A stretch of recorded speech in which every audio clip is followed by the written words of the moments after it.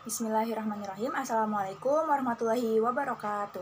Saya Bilky Hilda Kusuma dari Perpustakaan dan Ilmu Perpus Fakultas Sains dan Teknologi. Saya akan menjelaskan tentang program kesehatan dan pentingnya vaksinasi.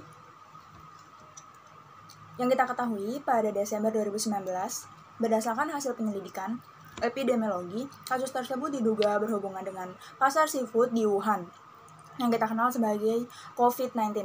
Sudah 2 tahun lamanya kita berada di sangkar ini. Kita terjebak di rumah kita sendiri, tidak boleh kemana-mana. Dan pada tanggal 7 Januari 2020, pemerintah Cina kemudian mengumumkan bahwa penyebab kasus tersebut adalah coronavirus, jenis baru yang kemudian diberi SARS-CoV-2, Severe Acute Respiratory Syndrome, Coronavirus 2. Penyebab SARS and MERS, meskipun berasal dari famili yang sama, COVID-19 menular lebih dibandingkan dengan SARS-CoV and MERS-CoV CDC China 2020. Proses penularan dapat membuat WHO menetapkan COVID-19 sebagai KKMHD. Tanggal 30 Januari, angka kematian kasar bervariasi tergantung negara dan tergantung pada populasi yang terpengaruh. Thailand merupakan negara pertama di luar Cina yang melaporkan adanya kasus COVID-19. Setelah Thailand, negara berikutnya melaporkan kasus COVID-19, yaitu Jepang dan Korea Selatan, kemudian berkembang ke negara-negara lain sampai 30 Juni 2020. Kasus konfirmasi dengan 53.862, kematian di seluruh dunia CFR mencapai 4,9%. Negara yang paling banyak melaporkan kasus konfirmasi adalah Amerika Serikat. Indonesia melaporkan kasus pertama pada tanggal 2 Maret 2020 dan jumlahnya terus bertambah hingga sekarang. 5.685 kasus konfirmasi COVID-19 dengan 2.875 kasus. Terjadi pada laki-laki, kasus paling banyak terjadi pada rentang usia 45 dan 54 tahun. Penyebab COVID-19 sendiri, virus tergolong dari famili coronavirus, merupakan virus RNA strain tunggal positif. Glycoprotein membran glycoprotein spike 5, coronavirus tergolong Ardonidovirales, keluarga Coronaviridae. Belum dipastikan berapa lama virus COVID-19 tertahan di permukaan bumi. Nah, semenjak itu para pemerintah Indonesia nih mulai mengumumkan bahaya. Pertama itu dikenal sebagai PSBB, dan sekarang dikenal sebagai PPKM. Sudah 2 tahun lamanya kita berada di rumah dengan cukup lama ya, agak tersiksa juga. Nah, akan menjelaskan tentang 5M dari protokol kesehatan. Menjauhi kerumunan. Diminta untuk menjauhi kerumunan saat berada di luar rumah. Ingat, semakin banyak kalian bertemu dengan seseorang, kalian akan sering bersalaman dan bertemu atau berpelukan ya. Biasanya sebelum COVID-19 itu juga kemungkinan itu adalah terinfeksi corona bisa semakin tinggi. Selanjutnya, mengurangi mobilitas. Belum tentu Anda pulang ke rumah dengan keadaan yang masih sama. Misalnya, kalian bisa saja tertular virus COVID-19 ini karena dari baju kalian. Entah kalian berpelukan dengan teman kalian masih mengadakan adanya jabat tangan di antara teman-teman kalian, antara satu dengan yang lainnya. Jadi, disarankan untuk terus menjaga kesehatan diri kalian sendiri. Mengurangi mobilitas di sini ada keperluan yang mendesak, tetaplah berada di rumah jika tidak ada ya. Jika tidak ada keperluan mendesak, misalnya kalau keperluan mendesak itu seperti kalian bekerja sebagai Gojek, Grab, dan tukang pesan makanan seperti itu, yang harus kalian ke rumah-rumah orang gitu, mengantarkan makanan atau mengantarkan dari tempat lain ke tempat yang ditujui gitu. Kalian bisa saja kalian langsung membawa baju gitu. Kalian banyak-banyak membawa baju. Jika sudah kalian merasa tidak aman, kalian boleh mengganti baju kalian. Jika kalian merasa tidak aman ya, boleh kalian membawa 3 baju atau 2 saja cukup. Dan itu pun bisa didukung dengan kalian membawa hand sanitizer atau kalian mandi setelah itu. Jika keadaan mendesak pun tidak perlu, tapi sehabis itu kalian bisa mandi dengan sebersih-bersihnya. Harus bersih, sebersih-bersihnya. Ya, tadi sudah menjauhi kerumunan, mengurangi mobilitas. Nah, meski sehat, tidak ada gejala penyakit, belum tentu Anda pulang dengan keadaan yang sama. Selalu ingat, virus corona bisa menyebar dan menginfeksi seseorang dengan cepat. Sebenarnya 5M ini didukung 3M, ya. Membantu mencegah penularan dan penyebaran virus corona di masyarakat. Selanjutnya ada menjaga jarak. Nah, tadi juga hampir sama dengan membatasi mobilitas dan interaksi. Interaksi kalian harus, yang biasanya kalian dekat-dekat untuk ngobrol segini ya biasanya, itu kalian boleh menjauh sedikit. Dan kalian kan menggunakan masker. Menggunakan masker belum tentu loh kalian tidak terpapar COVID-19, atau mungkin dengan kalian memakai hand sanitizer, kalian belum tentu itu terjamin kebersihannya. Seperti itu. Menjaga jarak hampir sama dengan membatasi mobilitas dan menjauhi kerumunan.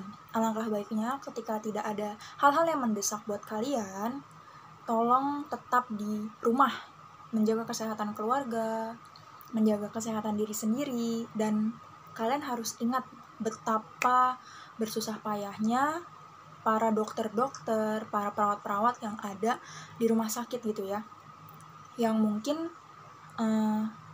kalian belum tentu sanggup gitu seperti mereka. Kalian harus sadar akan pentingnya kesehatan kalian, diri kalian sendiri, untuk keluarga juga, untuk masyarakat, dan untuk wilayah kalian. Pokoknya untuk lingkungan kalian, kesehatan kalian dijaga dengan sebaik-baiknya.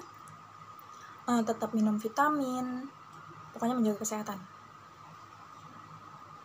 Mencuci tangan. Tangan ini tidak selalu bersih loh. Kalian yakin kalau misalnya emang kuman ini nggak kelihatan gitu, kita dengan mata telanjang seperti ini kita tidak melihat dengan jelas, walaupun ini memang bersih ya, tapi coba kalian sekali-kali bisa ke pendeteksian kuman gitu. Tapi terserah kalian dengan diadakannya cuci tangan dengan bersih, dengan sela-sela seperti ini ya,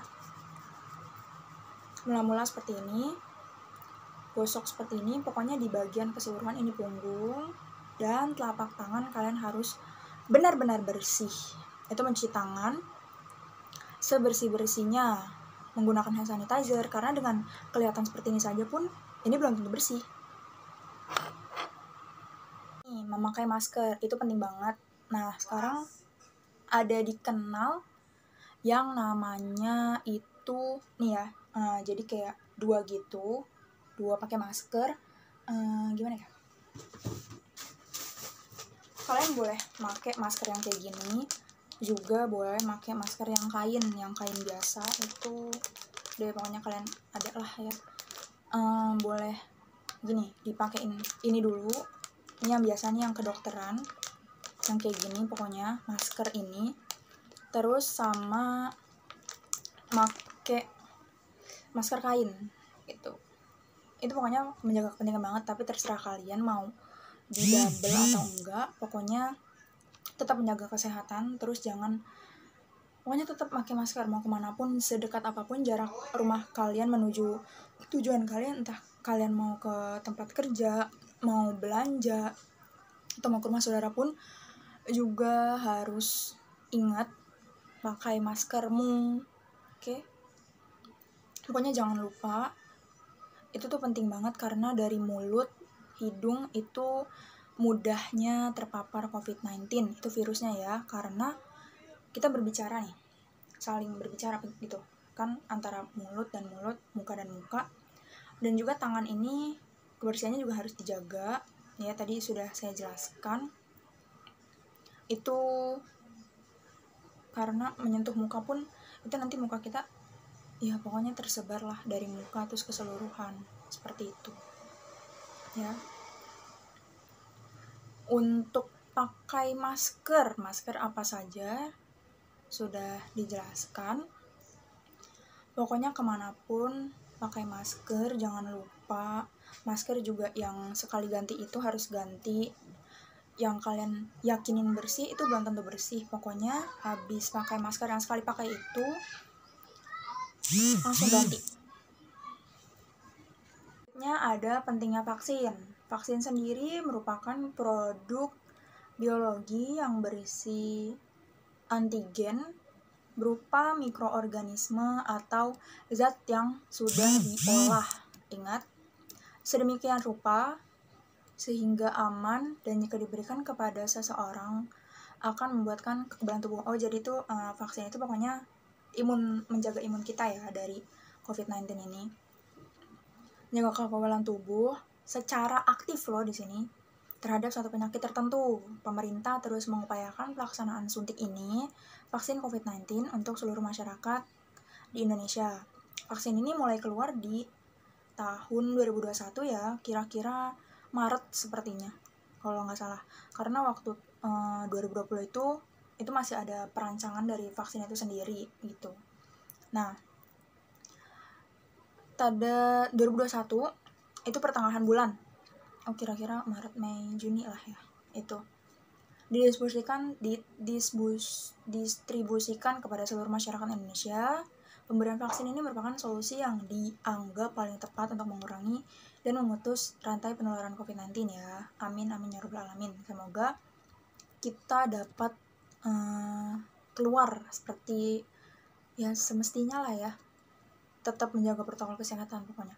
Vaksinasi bertujuan memberikan kekebalan spesifik terhadap suatu penyakit tertentu sehingga suatu saat terpapar penyakit, maka hanya akan mengalami gejala yang ringan. Sebaliknya, apabila tidak melakukan vaksin, maka tidak akan memiliki kekebalan tubuh yang spesifik. Apabila cukup vaksinasi tinggi dan merata, maka akan terbentuk suatu kekebalan kelompok, herd immunity. Selain vaksinasi, COVID-19 juga dapat menjaga produktivitas, mengurangi dampak sosial serta ekonomi. Kelompok prioritas penerima vaksin, yaitu lansia dan orang pekerjaan yang memiliki resiko tinggi tertular, ya yang sering keluar-keluaran itu yang paling harus diwajib vaksin itu. Dan masyarakat usia 18 tahun ke atas dari Perhimpunan Dokter Spesialis Penyakit Dalam. Saat ini penyintas COVID-19 harus segera mendapatkan vaksin COVID-19. Rentang waktu 3 bulan setelah dinyatakan bebas COVID. Memiliki lebih banyak manfaat dibanding dengan efek samping yang dihasilkan. Perubahan alami yang dialami ibu hamil membuat sistem imun dalam juga dapat berubah. Untuk ibu hamil nih ternyata agak sedikit ini ya. Hamil dan ibu menyusui itu menekan potensi terinfeksi. Dalam menanggulangi COVID-19, upaya vaksinasi dilakukan hanya menjadi satu-satunya upaya melindungi masyarakat dan penularan COVID-19. Seperti itu. Dan oke, dari sini saja, sekian dan terima kasih. Wassalamualaikum warahmatullahi wabarakatuh.